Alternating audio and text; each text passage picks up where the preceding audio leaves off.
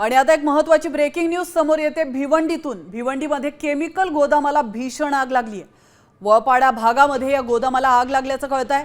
आगीवर नियंत्रण मिळवण्याचे प्रयत्न सुरू आहेत। आपण पाहू शकतो या आगीची भीषणता किती आहे। आगीचं कारण अद्याप कळू शकलेलं नाहीये।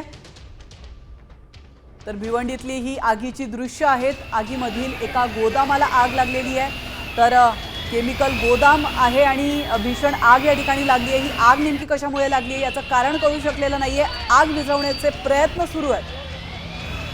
याविषयी अधिक माहिती देतात आपले प्रतिनिधी फैयाज शेख। फैयाज, आपण पाहतोय गोदामाला भिवंडीमध्ये आग लागली आहे।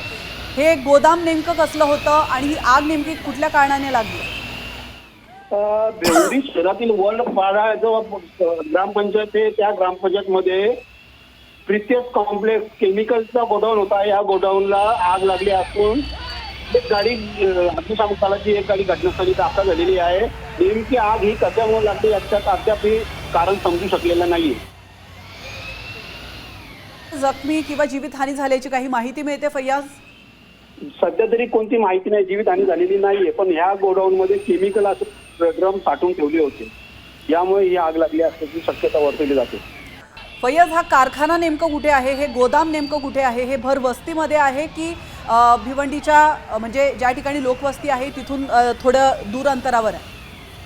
नाही, सध्या तरी ते गोदाम जे आहे भिवंडी शहरामध्ये, हे वलपाडा आहे ना, वलपाड्यामध्ये भर वस्तीमध्ये हे गोडाऊन आहेत आणि या गोडाऊन मध्ये कधी केमिकल असतोय किंवा एक अन्य असे साठवणूक असते आणि नेहमीच या गोडाऊन मध्ये नक्कीच धन्यवाद फैयाज, तुम्ही दिलेल्या महत्त्वपूर्ण माहितीबद्दल। आपण या दृश्यांच्या माध्यमातून पाहू शकतो भिवंडीतील एका केमिकल कंपनीला, एका गोदामाला भीषण आग लागली।